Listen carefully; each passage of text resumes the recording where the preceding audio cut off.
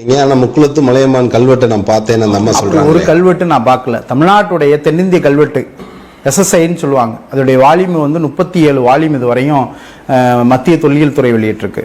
அதை தாண்டி வந்து தென்னிந்திய ஆண்டறிக்கை, கல்வெட்டு ஆண்டறிக்கைன்னு சொல்லுவாங்க, அது மொத்தம் வந்து 50 வால்யூம் வந்திருக்கு.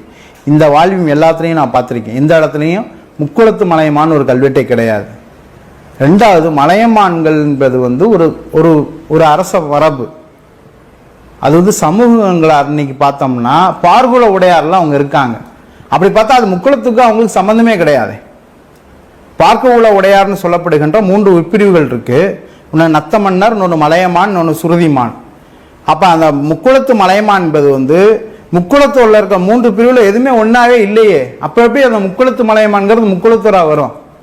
அதே மிகப்பெரிய ஒரு நகைச்சுவையாக தெரியுது. அது பெரிய முரண்பாடு. முக்குளத்து மலையமான்கிறது முக்குளத்து தேவர்னு இருந்தா கூட ஐடென்டி பண்ணலாம். நீங்க சொல்லமா முக்குளத்து தேவர்னா சரி 3 பேர் ஒண்ணுங்கிறதுக்கான ஐடென்டி பண்ணலாம். அங்க இருக்கிறதே முக்குளத்து மலையமான்னு ஒரு சொல்லு இருக்கு. முக்குளத்து மலையமான்கிறது இன்னைக்கு இருக்கிற சாதியாக கருதப்படுறது. மலையமான்னு ஒரு சமூகம் வந்து இடஒதுக்கீட்டுல இருக்கு. அவர்கள் வந்து யாரா கருதப்படுறாங்கன்னா பார்குல உடையாரா தான் கருதப்படுறாங்க.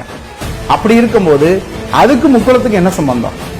இப்போ நீங்க சொல்ற எல்லா எதிர்வினையும் வச்சு பார்க்கும்போது மஞ்சு கணேசன் அவருடைய கருத்து கிட்டத்தட்ட 99% பொய்யா தான் இருக்கா பேட்டியில்? ஆமா, அவர் சொன்னது எல்லாமே கற்பனை காலத்தோட கற்பனை வளம் தான்.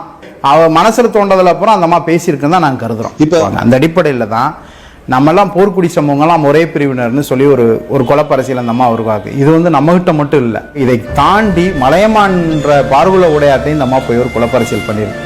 ஏன்னா போர்க்குடின்னு சொல்லிட்டு குறிப்பாக வந்து இந்த திருச்சி கரூர் மாவட்டங்களில் திருச்சி மாவட்டத்து பகுதியில் இருக்கிற குளித்தலை பகுதியில் மலையமான்கள், அந்த பகுதியில் ராசிபுரம், அந்த பகுதியில் செறிவாக இருப்பாங்க. அந்த பகுதியில் இருக்கிற மலையமான் சமூகத்தை சேர்ந்த சில இளைஞர்களை இந்த மாதிரி குழப்பி, நீங்கள்லாம் கல்லருடைய உட்பிரிவு, நீங்கள்லாம் போர்க்குடி சமூகம், நீங்கள் வந்து கல்லர்ன்ற ஐடென்டி விட்டுட்டு மலையமான்னு தனியாக நீங்கள் போய் தனி சாதி ஆகிட்டீங்கன்னு சொல்லி அந்த இளைஞர்களை குழப்பி அவர்களை வச்சு ஒரு கூட்டம் ஏற்பாடு பண்ணி ஒரு துண்டறிக்கை அடித்து அவங்க மலையமான் சமூகத்தோர்கிட்ட அந்த துண்டறிக்கை அவங்க கொண்டு போகிறாங்க. அதை அந்த சமூக அமைப்புகள் வந்து அதை கடுமையாக ஆட்சேபிச்சு, இதை தாண்டி அந்த இளைஞர்களை வந்து தஞ்சை பகுதியில் இருக்கிற ராஜராஜன் பண்பாட்டு கழகம் போன்ற அமைப்புகள் அந்த இளைஞர்களை கொண்டு போய் அந்த மலையமான் சமூகத்தை சேர்ந்தவர்கள்ட்ட போய் அங்கே துண்டறிக்கைகள் கொடுக்குறாங்க. இப்போ அந்த ராஜராஜன் பண்பாட்டு கழகத்தில் இருக்கிற சில தஞ்சாவூர் கல்லர்கள் வந்து இதை கண்டறிந்து அந்த நபர்களை வந்து அப்புறப்படுத்துனாங்க.